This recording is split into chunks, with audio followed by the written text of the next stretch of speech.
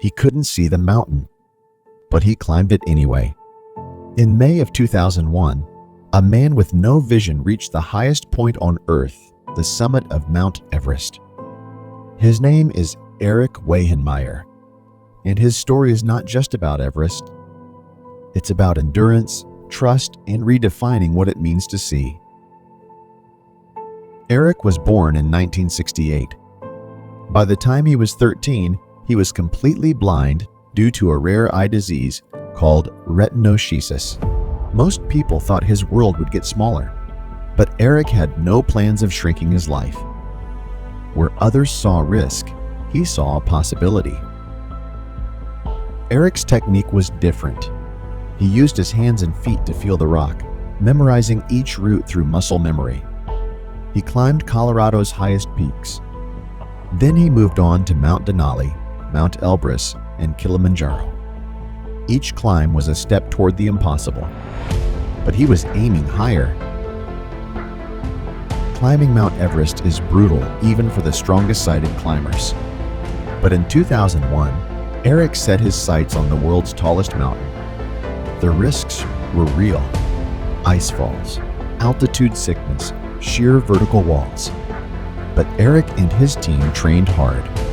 Every move had to be coordinated, every sound accounted for. They weren't just trying to reach the top, they were trying to change how people saw blindness. They set out from base camp in early May of 2001. Erik was climbing with a team of 19 others, a mix of elite mountaineers, doctors, and guides. It was one of the most ambitious climbs of the season. Each part of the mountain presented its own nightmare. The Khumbu Icefall, one of the deadliest sections, was a field of towering seracs and crevasses, constantly shifting under the sun. Climbers crossed ladders stretched over gaping cracks, moving quickly before the ice shifted beneath them. For Erik, each step required precision. He used modified ski poles and short ice axes to tap the terrain. His climbing partner wore a small bell on their harness, giving Erik a sound to follow. At times, teammates would shout out rock positions or ice changes. One wrong move, and it could all be over. They spent weeks acclimatizing, moving between camps at higher and higher elevations.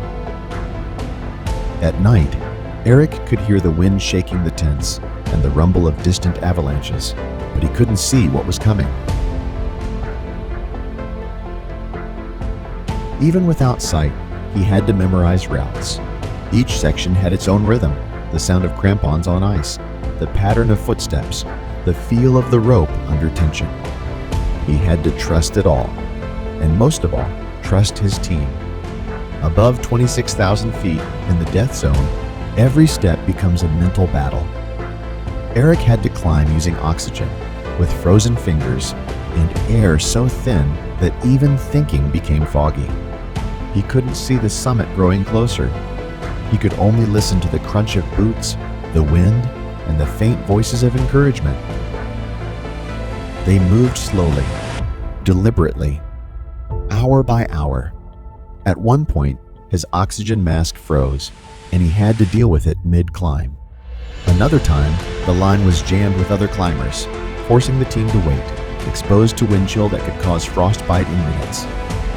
But Erik pushed on. Then, on May 25, 2001, after over 10 hours of climbing from the final camp, Erik Weihenmayer took his last steps to the summit. He had become the first blind person to reach the top of Mount Everest. He later said he felt the sun on his face, the crunch of snow beneath his boots, and the quiet joy of knowing he'd reached a place even sighted climbers only dream of. Since Everest, Erik has kayaked the Grand Canyon, written best-selling books, and co-founded No Barriers, a movement to help others overcome their limits. He didn't just climb a mountain. He changed how people think about what's possible. You don't need to see the summit to reach it. Sometimes you just need the courage to climb.